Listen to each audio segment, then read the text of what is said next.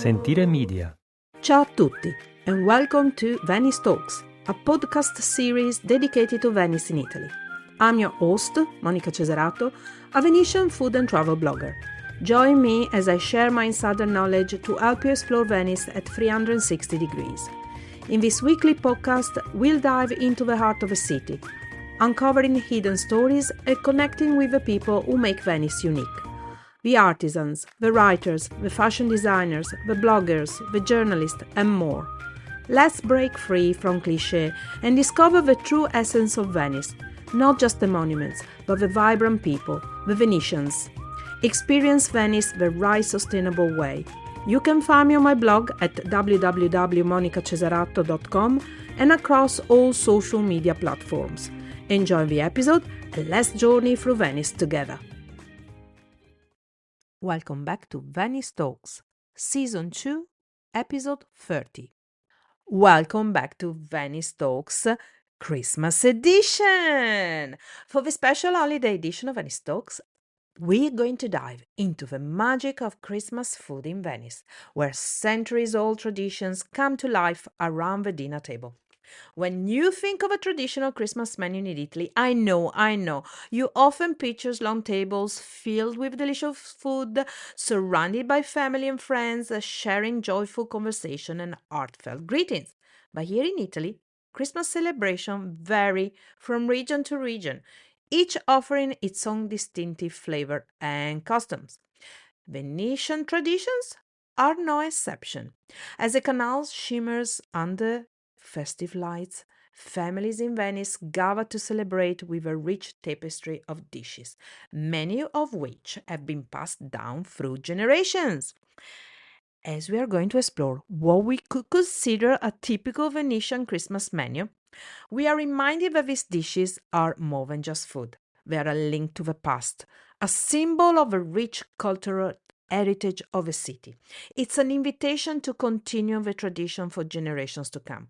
Whenever you're gathering with family in Venice or simply enjoying the holiday spirit from afar, the essence of a Venetian Christmas meal is all about bringing people together and savoring the joy of the season.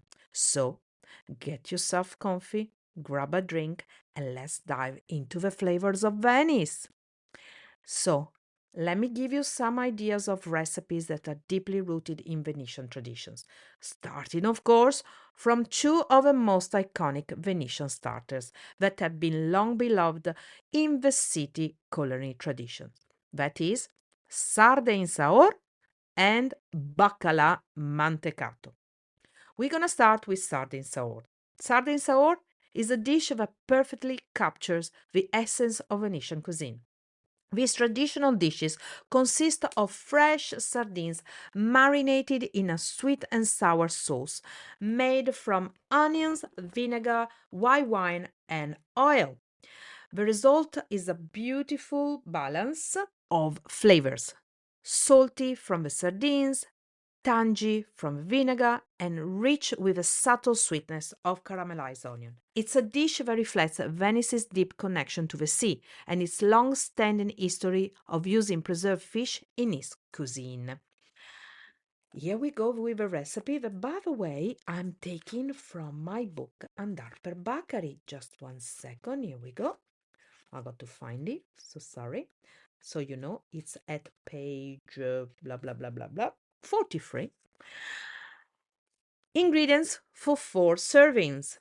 You need to take 750 grams of fresh sardines, 1.5 kilo of white onions, 1 glass of white wine vinegar, 1 glass of white wine, plain flour, and yes, you can drink with the white wine that you're using as well, 50 grams of pine nuts, this is optional, and 50 grams of raisins, again optional, frying oil, salt and pepper to taste. First of all, you wash the sardines under cold running water. You remove the heads and the entrails. You can fillet it if you do not like the bones, or you can leave the bones as you prefer. You flour the sardines on both sides and fry them in hot oil until golden. Drain them and put them on absorbent paper to remove excess oil. Then you add salt and you leave them to rest. Thinly slice the onions and brown them in oil until they become soft and golden, but don't turn brown, They got to caramelize. Add the white wine vinegar and white wine. Cook slowly for at least 30 minutes, making sure they don't turn dark.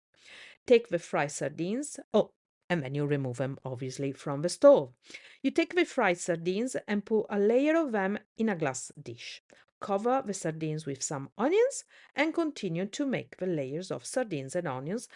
You can use the pine nuts and raisins if you wish in between the layers until you finish with a layer of onion. And you refrigerate this dish for a minimum of 24 hours. You got to serve it with grilled polenta. We often serve them at room temperature because sardine Saor is perfect as a light appetizer and embodies the city unique approach to combining simple local ingredients with bold flavor. By the way, this is a dish that was used by the fishermen on the journeys out on the boats. Most of them suffer from scurvy. Of course, the onion had the vitamin C and the vinegar killed the bacteria, so it was a perfect preserving dish. And by the way, the saor, that means comes from the word savore in Venetian, that means flavor, was a technique that was used by the Venetian to preserve not just fish but also vegetables and meat. You can try with shrimps, you can try with butternut squash. Many of the recipes are in the book, by the way. Okay. Now, let's move on to a favorite of mine, and it is Bacala Mantecato, another Venetian classic that showcases the city's love for seafood. This dish is made from bacala, or stoccafisso, that is dry cod, which is slowly rehydrated and whipped into a creamy, velvety spread. It's typically served as a dip, spread on toasted bread or polenta. The rich, smooth texture of the cod is balanced by oil and garlic. Bacala mantecato is a comforting and flavorful dish that became a staple in Venetian kitchens, often enjoyed as part of informal gathering or as an appetizer during special occasion. And I'm giving you the recipe. Aren't you lucky? I mean, again, you can find it on my book. Sorry, it's Christmas time, so that will be perfect Christmas present, don't you think? So, what you need again for four people is 300 grams of stockfish, but nowadays you can buy online, so make sure you do not use salt cod because the dish will turn disgusting. 2 garlic cloves, 1 tablespoon of chopped parsley to decorate, not to use in the final dish, 1 liter of sunflower oil, salt and pepper to taste. Well, first of all, you cut the stockfish, and it's hard because it's really hard. Cut the stockfish into large pieces and place them in a bowl. Completely cover the stockfish with cold water and let it rest in the refrigerator or in a cool place for at least 48 hours. You need to change the water very frequently, fresh water. After 2 days, better 3, place it in a large pot. Replace the water with some fresh water and boil for about 30 minutes or at least until the stockfish is cooked and white. Make sure to remove the foam that forms when the water begins to boil. After 30 minutes, remove the pieces of stockfish from the pot, drain them and place them in a large bowl. Carefully remove the skin and the bones from the fish. To the remaining codfish, add 2 whole garlic cloves and then, with an electric whisk, start to beat vigorously, slowly adding sunflower oil, drop by drop, like when you make mayonnaise. The amount of oil depends on how much the cod will absorb, so it can really vary a lot. Keep stirring until the cod turns into a soft cream. You got to be patient. The difficulty of this dish is the mixing. It can take up to an hour. So I suggest if you want to speed up the process, you can use a food processor with a balloon whisk. After you finally turned it into a nice mousse, taste, season with salt if needed, add a little pepper and served on grilled polenta slices or fresh baguette, fresh slices of baguette. You can even garnish it with some parsley. Oh, by the way, do you know? Let me tell you a bit of a story of baccalà mantecato. Baccalà, no baccalà mantecato. So, the rest of the world calls it bacalhau, and it is sole cod that is produced in Portugal, in South America, in many Mediterranean countries. In Venice and Veneto, we use bacalà. Wrongly, we call it bacalà because we should call it stoccafisso, stockfish from Norway, from the island of Rust on the archipelagos of Lofoten. The story goes that in 1431, merchant captain Pietro Querini, who was stationed in Crete, because Crete back in the days used to belong to Venice, was due to go to Holland and Britain to do business. But once he got over with his very old ship across the Gibraltar Strait, he got caught in a storm, shipwrecked, managed to grab onto some rafts with some of his crew and got dragged all the way over to Norway, where they managed to land on the archipelagos of Lofoten. There they were spotted by the locals. They were rescued, and Norwegian people always so friendly. They fed them, they clothed them, everything they had, they shared with them, including their wives. And the local sailor, the Venetian sailors were so impressed, and they discovered the way that the local people used to use to preserve fish, something that they still do nowadays in Lofoten.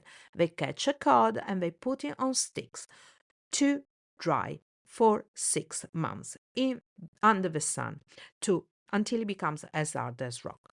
When the captain saw it, kind of understood, the opportunity, brought it eventually back to Venice, and within 100 years, stoccafisso became one of the main product that was used by the Venetians in cooking, because of course it meant you had access to fish all the time. Now, let's move on to a special Christmas dish that's perfect for the holiday season.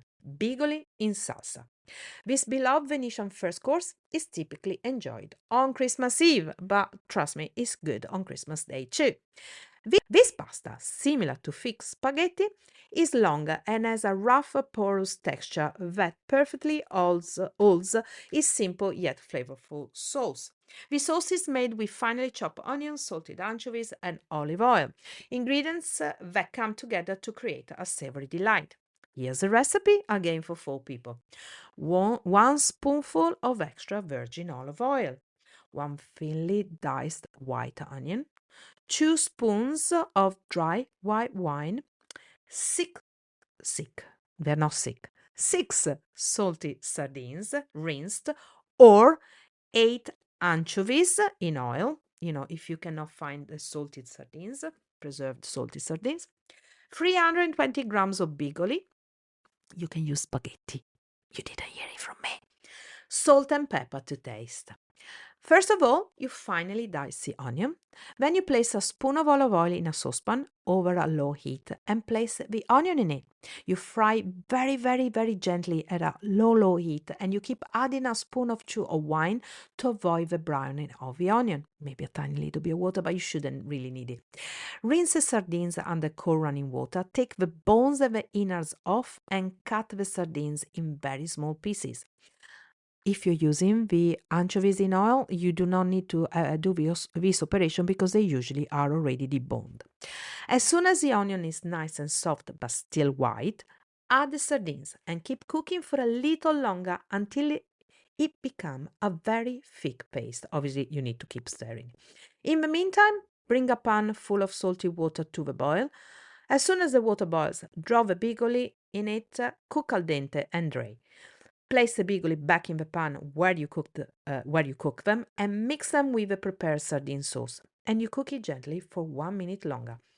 You can add a little bit of parsley on top just for decoration. A little bit of history of this as well. In the early 1600s, a gentleman from Padua, a pasta maker named Bartolomeo Veronese, who became later known as Messer Abbondanza, is credited with inventing a remarkable device called the bigolaro. This tool allowed for the mass production of different types of long pasta, including the distinctive Bigoli, which is a rough, thick spaghetti that quickly became beloved by all the locals. While similar to spaghetti, though, the bigoli are an egg pasta traditionally made using a press, and today they can still be made with our soft wheat flour or wholemeal flour, with or without eggs.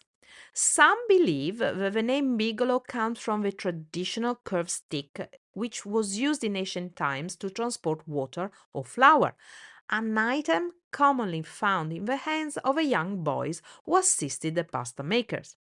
As for the dish itself, Bigoli salsa has become a cherished tradition in Venice, especially during the lean days leading up to major holidays such as Christmas Eve, Good Friday, and Ash Wednesday. It's a dish that not only tastes great when served hot, but also holds up beautifully at room temperature, which is why it has earned a special place at the table during the Feast of the Redeemer. On this occasion, according to tradition, Venetians gather on boats to enjoy their meal on the water, and savoring bigoli in salsa among family and friends has become a tradition. So, this dish is much more than just a meal. It's a connection to Venice's rich culinary heritage and a perfect example of how food can bring people together across time and tradition. Are you ready for the main course now? In today's episode, we are diving into a dish that's deeply rooted in the tradition of Venice and Veneto. I'm talking about the bollito misto, that is, mixed boiled meats, a delightful journey through the flavor and customs of the Veneto region.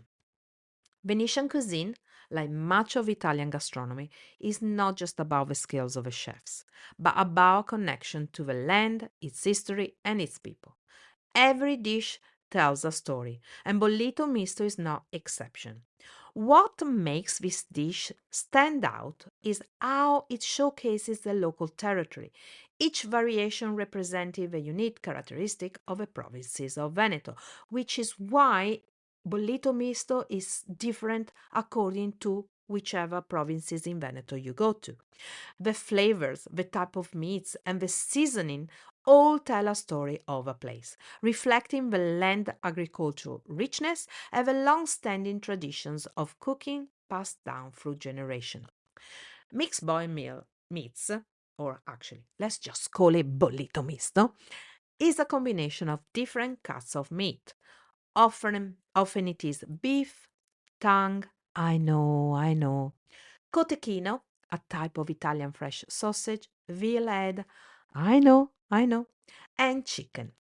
These cuts are slow cooked in a flavorful broth made with carrots, celery, and other herbs.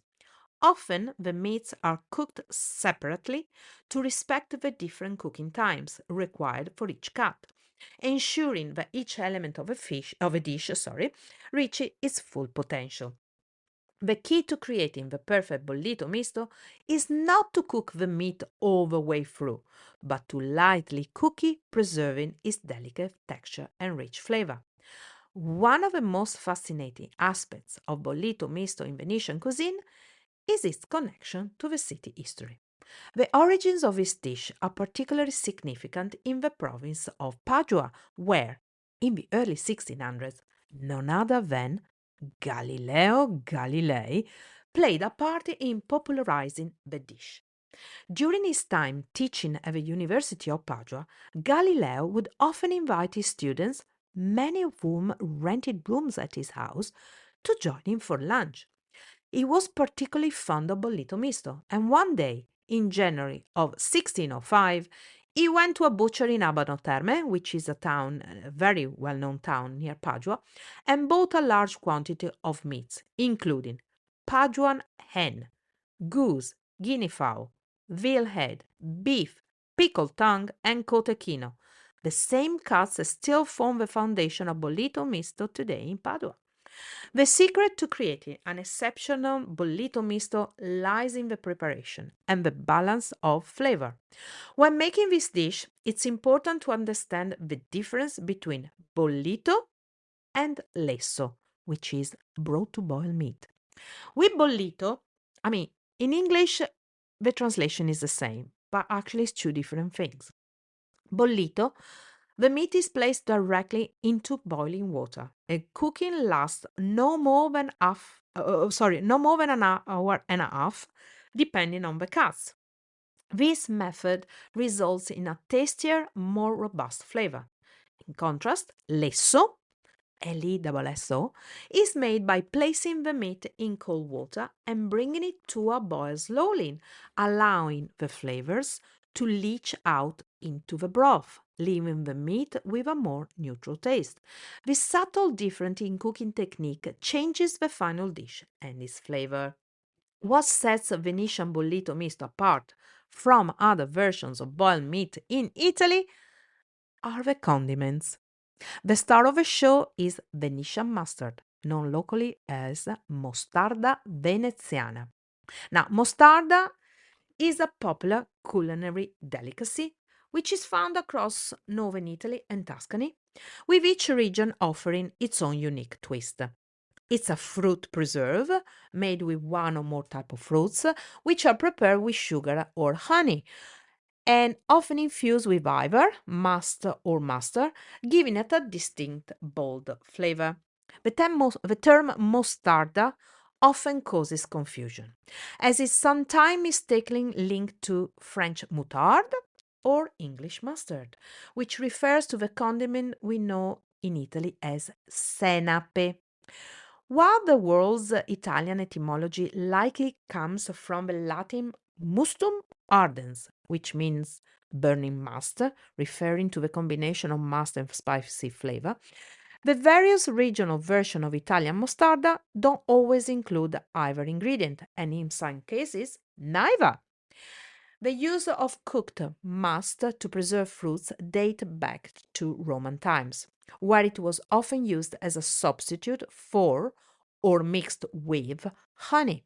However, there is no evidence that mustard itself was used for this purpose, even though the Romans were familiar with it.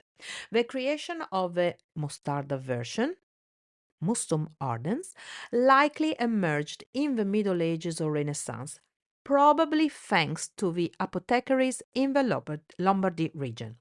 Alongside the spicier version, the sweeter, mustard-free version of mostarda would have continued to be enjoyed. Mostarda veneta, so, is made from quinces, a fruit imported from the Middle East during the time of the Republic of Venice. This mustard is a sweet, spicy accompaniment that's both unique and delicious. The recipe for Venetian mustard has been passed down through the centuries and involves reducing quinces and candied fruit to a granular consistency, then mixing it with sugar and mustard essential oil to create a bold, flavorful condiment. And for those who prefer a bit of heat with their meal, there is also the famous horseradish sauce, known in Italy as and in Venice as rafano, Rafano. This sauce is made by grating fresh horseradish root and mixing it with vinegar. It's widely used across Europe and adds a sharp, spicy kick to the rich, tender meats of bollito misto, creating a perfect contrast of flavor.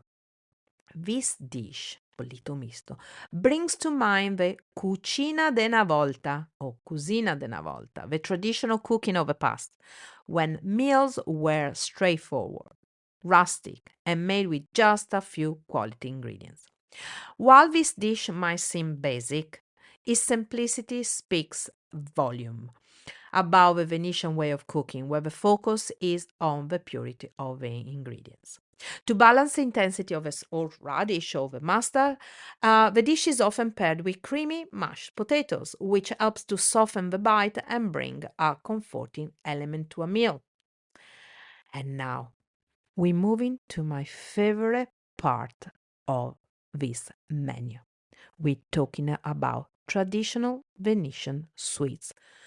in Venice for the holidays. So, Venice boasts a variety of traditional sweets, but there are four that are simply unmissable during the holiday season. And I'm talking about the bussolai buranei, I'm talking about the zaeti, I'm talking about the pandoro, and I'm talking about the panettone. But let's start from the beginning. The bussolai buranei are rich, eggy, and buttery cookies that hail from the island of Burano. These treats are often made at home and baked by local pastry chefs. They can be found in the cupboard of every Venetian homes, ready to be served when guests arrive. The name bussolai comes from the Venetian word busa, which means hole, and buranei indicating that they come from Burano. So what's the recipe? Here we go. So you need 500 grams of plain flour, 200 grams of sugar, 200 grams of butter, 1 whole egg and 6 egg yolks, vanilla essence, QB, as much as you need, 1 grated peel of a lemon, 1 pinch of salt. How do you make them? Simply, put the flour on a pastry board and make a hole in the center in which you will add the butter, which has been softened at room temperature. Lightly beat the egg yolks and the egg with the sugar, then add them to the flour with the rest of the ingredients. Start to knead everything together, and once it becomes nice and smooth, you have a nice smooth dough, you put it in the fridge to rest for at least 2 hours wrapped in cling film. After 2 hours, preheat the oven to 200 degrees Celsius. Sorry, you're gonna have to go to the internet and convert this, but it's 200 degrees Celsius, and work the dough. Cut pieces of about 100 grams each. Form cylinders of about 30 centimeters in length and join the ends. Like if you were making the shape of a donut or something. If you want to form S shapes, you take sticks of 15 centimeters long and as thick as a finger, give them the shape of an S. Place the bussolai or the S's on a baking tray. Cover them with on a baking tray which has been covered with baking paper, and bake them again at 200 degrees Celsius for 15 minutes. Then you lower the oven temperature to 150 degrees Celsius and you keep for another 10 minutes. Once baked, if you notice that the bussolai are a little soft, don't worry because they will get hard pretty soon. Little curiosity. The bussolai are the legitimate children of an ancient bread that bears the same name, a type of biscuit bread left to cook just long enough to make it crisp both inside and out, which you can still find on the city of Chioggia. It is worth remembering that for the Venetians, a population of navigators par excellence, the biscuits bread was very important during long sea crossings because it could be preserved for a long time. It was made by numerous bakeries managed directly by the Serenissima and served from the 15th century onwards to workers who were mostly German under the direct supervision of the maritime authorities. Now, let's move to Zaeti. Now, first of all, the word Zaeto means yellow in Venetian, Zao, because they are made with yellow polenta flour. Venetian Zaeti or Zaletti are delightful round and crumbly biscuits with a diamond shape made with raisins and corn flour. The yellow color of these cookies comes from the corn flour, which give them their distinctive appearances. First created around the 1600 in Belluno and Friuli, these treats gained popularity in Venice as they were sold alongside other local goods. Want a recipe? Here we go. You take 200 grams of yellow polenta flour, maize flour, 200 grams of plain flour, 50 grams of butter, 125 grams of sugar, half a glass of hot milk, some hot water, a pinch of salt, 1 tablespoon of baking powder, 100 grams of raisins, which you previously soaked in hot water. How do we make them? Simple. Sift the flours, the sugar, the salt, and the baking powder in a large bowl. Add the butter cut into chunks and mix well into the mixture. Add the raisins, mix well. Now add the hot milk and keep mixing until you reach an elastic dough. Add some hot water if you need it. Now shape the dough into a long salami. You slice it into thick slices and shape the slices into little diamond. Don't worry too much about that. If you cannot do the diamond, oblong shape will be okay. Line a baking sheet with some baking paper and place the cookies on it. Bake it in a hot oven, again 200 degrees Celsius, until they are nice and golden. Today in Venice, it's considered essential to end a meal properly with either the bussolai or the Zaeti or Iva, paired with dessert wines, liqueurs, or mascarpone cream. Now, let's move to my favorite part of the season, and it is the contest between Pandoro and Panettone. Which team are you? I'm generally Pandoro, and that's why I'm gonna start with this story. The soft Pandoro. Pandoro is a beloved Christmas treat from the Veneto region, which has its roots in Verona, where it was originally known as Nadaline in the 1200s. Back then, it was less buttery and fragrant than the version we enjoy today, with a more compact texture and a sweeter taste. Interestingly, its iconic star shape is a more recent addition. Nadaline was much shorter and didn't have a defined form. It wasn't until 1894 that Domenico Melegatti, a pastry chef from Verona, patented the Pandoro we recognize today, and it sparkled rivalry among other pastry chefs who unsuccessfully tried to claim the recipe's origin. The name Pandoro is likely inspired by a dessert from the Venetian Republic called pan de oro, or bread of gold. And then we have a delicious panettone. Of course, we can't talk about Pandoro without mentioning its famous counterpart, panettone. Though is not originally from the Veneto, but from Milan, panettone has earned its place as a Christmas staple here in Venice. The story goes that the dome-shaped treat with raisins and candied fruit was created by a humble kitchen boy named Tony, who worked in the kitchen of none other than Ludovico il Moro. His invention became known as panettone, later evolving into panettone. In truth, however, its origins may lie in the medieval tradition of baking a special, richer bread for Christmas. Regardless of its true origin, the love for panettone has only grown, cementing its place as a true Christmas classic. Yet, perhaps the most important element of a Venetian Christmas meal is not just the food itself, but the spirit of togetherness. Families sit around the table, sharing stories of past celebrations and honoring the tradition of their ancestors. It's a time to reflect on the values that have shaped this extraordinary city: hospitality, family, and a deep connection to history. So, many of the recipes that I just shared with you and more can be found in my book Andar per Bacari, which is available in English on Amazon, or if you come into Venice in every single bookshop, or if you book a Cicchetti tour with me, I will gladly bring along so I can autograph it. Many recipes are also available on my food blog, cookingvenice.com, where I share everything from local favorites to innovative twists on Venetian classic. Now, as we wrap up our exploration of the delightful flavors of a Venetian Christmas, I want to take a moment to wish each and every one of you a truly joyous holiday season. May your celebrations be filled with the warmth of family, the richness of traditional dishes, and the magic that this time of year brings.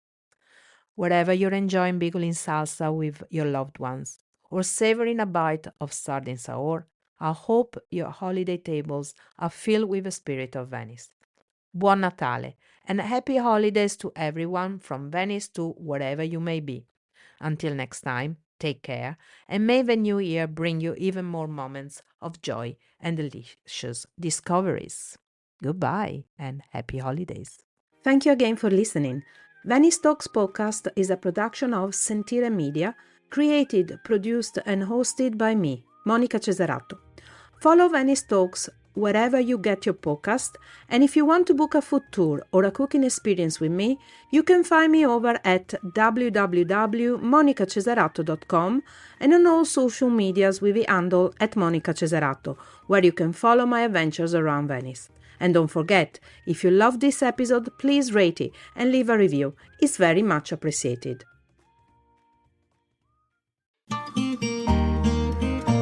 Sentire Media. Hey, podcast producers and show hosts. Do you want to join a podcast network that celebrates all things Italian? At Sentire Media, we understand the allure of Italy and its unique culture. Our devoted team of hosts and producers are all driven by their shared passion for Italy. And we work tirelessly to create the best lifestyle podcasts and content that will whisk you away to the very heart of Italy. With us, you can savor the mouth-watering flavors, get lost in the stories from the past, break down the cultural barriers, and truly immerse yourself in the vibrant traditions of this intoxicating country. If you have a great podcast idea or are already in production and would like to join Sentire Media, head over to sentiremedia.com, that's SENTIRE media.com, and find out how to submit your show.